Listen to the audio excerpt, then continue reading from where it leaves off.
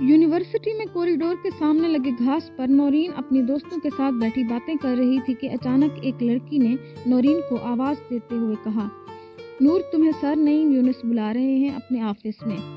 नौरीन का रंग सफेद पड़ गया डर से।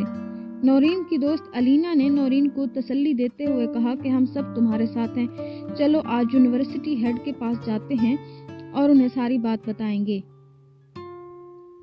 नौरीन ने अलीना की बात काटते हुए कहा, तुम्हें क्या लगता है वो हमारी बात मान लेंगे?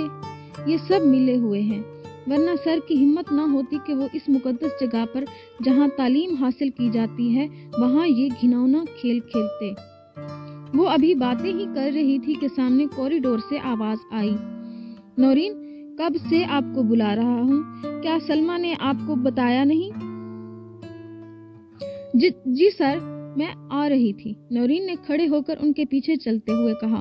वो जैसे ही ऑफिस में दाखिल हुई, सर ने जल्दी से दरवाजा लॉक कर दिया। वो डर गई। सर प्लीज मुझे जाने दें, प्लीज सर। नौरीन ने सर के आगे हाथ जोड़ते हुए कहा, अरे ऐसे कैसे मेरी शहजादी, कितने दिनों से काबू ही नहीं आ रही।